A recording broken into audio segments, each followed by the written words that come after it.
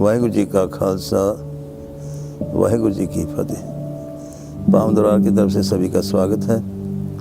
ये 7 मंजिला इमारत है गुरुद्वारा साहब की और तकरीबन 3-4 हज़ार की करीब संगत के यहाँ ठहरने का प्रबंध। इस विशाल इमारत की कोई नींव नहीं खोदी गई, कोई इंजीनियर आर्किटेक्ट एस्टिबर कोई नहीं। ये सारी योजना बाबा जी की अपनी है। आप ही बाबा जी मजदूर मिस्त्री और आप इंजीनियर थे। इसके साथ ही आपने दर्शन किए गर्म पानी के चश्मे के। ये गर्म पानी 94.4 डिग्री पे बुल रहा है और सारा खाना चाय आदि जो भी आपने यहाँ भोजन किया इसी गर्म पानी में और इस गर्म पानी के साथ ही तैयार किया गया। केवल 4 चीज़ें आग पे बनाई जाती हैं, तुड़का, फुल्का, कड़ी और कड़ापशाद।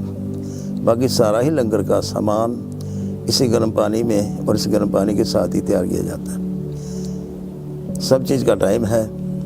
चाय तो हर समय तैयार है, पत्ती खांडो डाल दो फेंट दो चाय बन जाती। 25 मिनट में आलू, चावल, मूंगी माँ धोती दाल, 1 घंटे में मूंगी साथ माँ साबत, 2 घंटे में छोले, राजमा, मीठे चावल बन जाते हैं। जैसे आप घी में तेल में पूरियाँ समोसे बनाते हो उसी तरह से पूरियाँ समोसे बना के इस गर्म पानी में डाल दें। आधे घंटे में वो तल जाएंगे।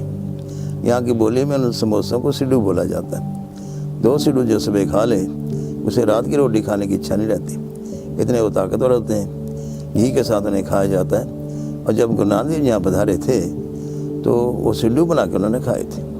ये मीठा पानी है, कोई खार गंधक एसिड में मिक्स नहीं, बल्कि इसकी चाय बनाए तो आधा मीठा लगता है, तो दूसरा पानी इस्तेमाल करें दुगना मीठा डालना पड़ता है। ये पानी यहीं से इस जगह से ही इतनी मकदार में ही गर्मी हो सर्दी हो बरसात हो बर्फ़ पे निकलता रहता है। सबसे बड़ी खासियत है इस पानी की, कोई भी चीज़ बनानी हो अगर हमें 1 घंटे में बननी है, हमें नहीं ज़रूरत पड़ी 4 घंटे के बाद निकालें, शाम को निकालें, दूसरे दिन निकालें, चीज़ ख़राब नहीं होती। इसके साथ ही गर्म गुफा, कमरा नंबर 3, इस दरबार साहब की सबसे निचली मंजिल। किसी को ठंड हो जाए, निमोनिया हो जाए, सर्दी हो जाए, दर्दों की शिकायत हो, वहाँ बैठने से ठीक आ जाता है। ये वो पावन स्थान है जहाँ पर 1574 बिकमिन समद को गुरु नानक देव जी पधारे थे। जब यहाँ पहुँचे उनके साथ 2 सेवक थे, भाई बाला और मर्दाना। भाई मर्दाना कहने लगे मुझे तो बहुत भूख लग रही है, आटा तो है लेकिन बनाने का कुछ साधन नहीं, आग नहीं, बर्तन नहीं। गुरु जी ने हुक्म किया आप रोटियाँ बना लो और ये पत्थर हटाओ। पत्थर हटाने से खोलता हुआ पानी का चश्मा प्रकट हो गया। गुरु जी ने बोला ये रोटियाँ इसमें डाल दो। जब रोटियाँ बीच में डाली सब डूब गई। भाई मर्दाना कहने लगे हमारे थोड़ा सा आटा था वो भी चला गया। गुरु जी ने हुक्म किया भाई मर्दाना तो 1 रोटी भगवान के नाम से छोड़ दो। जब उसने अरदास की रोटियाँ तर गई, खा के बड़ा प्रसन्न हुआ। यहाँ पर गुरु नानक देव ने दृष्टांत दिया जो भगवान के नाम से कुछ देता है उसका डूबा हुआ भी तर जाता है। भाई मर्दाना कहने लगे महाराज यहीं ठहरो, आपको भूख लगती नहीं, मेरा काम आसानी से चलेगा। गुरु जी ने हुक्म किया ये सत्युग का स्थान है, वो सत्युग में प्रकट होगा।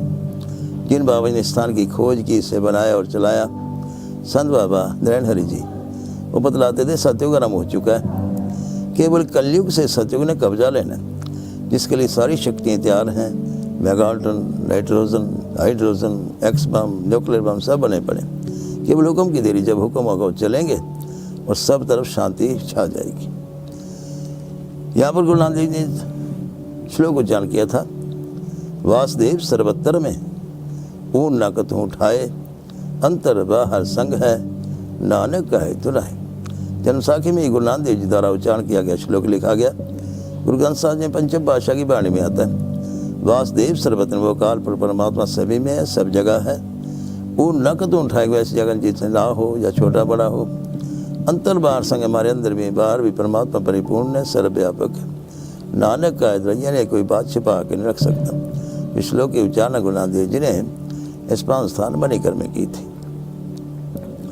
साहिब गुरु गोविंद सिंह महाराज भी 500 प्यारों के साथ लेकर इस पावन स्थान के दर्शनों के लिए पधारे थे और इस स्थान पर 11,000 वर्ष भगवान शंकर ने माता पार्वती के साथ सत्युग के समय तपस्या की।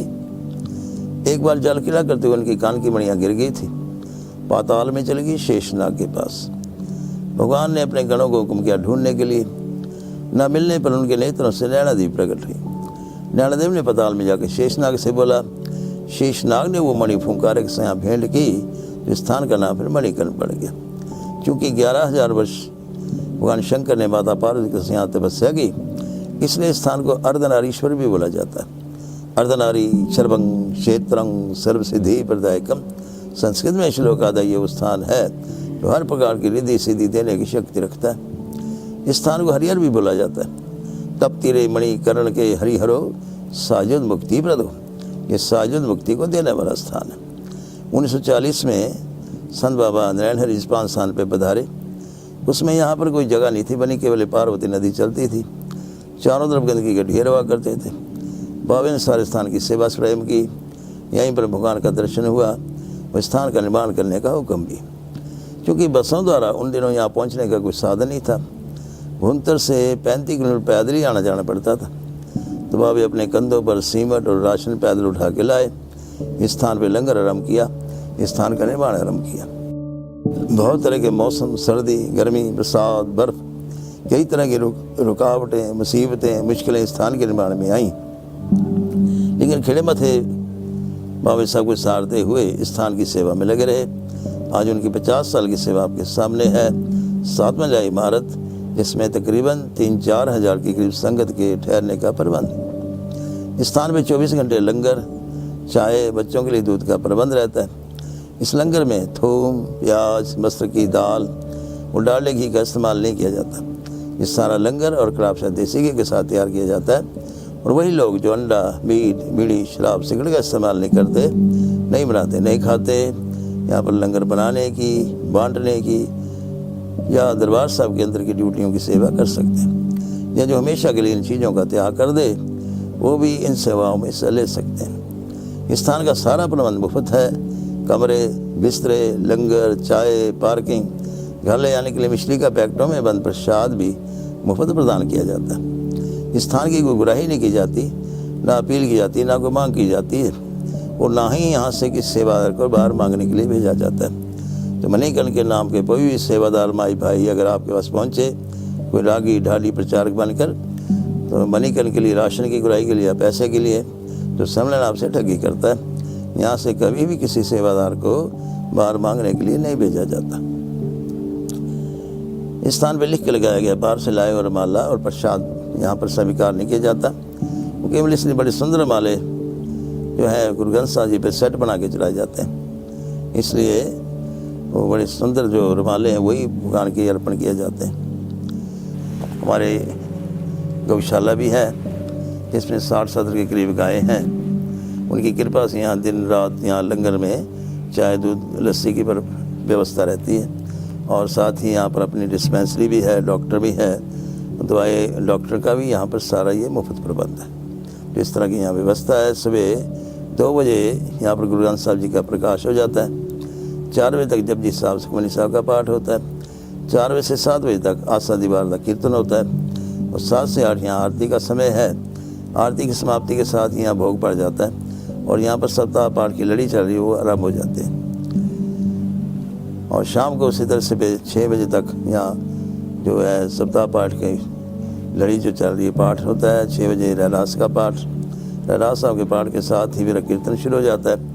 और शाम को फिर 8:30 बजे यहाँ पर आरती का समय रहता है। और आरती के बाद यहाँ का इतिहास सुना जाता है। और साथ ही फिर गुरु गोविंद सिंह महाराज द्वारा जो सिमरन का तरीका बताया गया था, माता जी तो जिन्हें पूछा था किस तरह से बैठ के सिमरन करना है, कैसे श्वास लेने, वो तरीका भी फिर बतलाया जाता है, प्रैक्टिकल कराया भी जाता है। तो ये यहाँ की व्यवस्था है।